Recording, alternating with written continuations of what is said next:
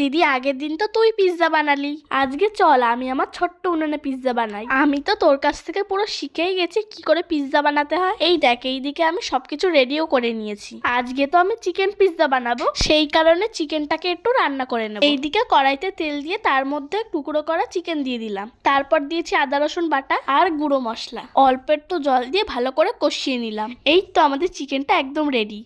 এইদিকে ইস্ট দিয়ে ময়দাটা মেখে রেখেছিলাম। এবার ময়দাটা একটা ছোট্ট থালার উপর দিয়ে রুটির মতন গোল করে নিয়েছি। এবার একটা কাঁটা চামচ দিয়ে এরকম ফুটো ফুটো করে নিলাম। এবার এর উপর দিয়ে দেবো টমেটো সস, চামচ দিয়ে চারিধারে লাগিয়ে দিলাম। তারপরে যে চিকেনটা রান্না করেছিলাম সেটাও এর উপর দিয়ে দেবো। তারপরে দিয়ে দিলাম টুকরো করে রাখা পেঁয়াজ, ক্যাপসিকাম আর টমেটো। সবার শেষে চিজ দিতে ভুলো না কিন্তু। আমাদের পিৎজাটা সাজানো হয়ে গেছে।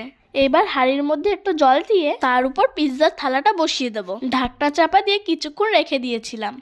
এই দেখো, আমাদের পিৎজাটা কিন্তু একদম রেডি হয়ে গেছে। থালা থেকে এবার তুলে নি। থালাতে কিন্তু আগের থেকে একটু তেল মাখিয়েছিলাম, তাই খুব সহজেই উঠে গেছে। এবার চলো খেয়ে দেখার পালা। উফ, গন্ধটা যে কি বেরিয়েছে! আমি তো একবারেই খেয়ে নেবো।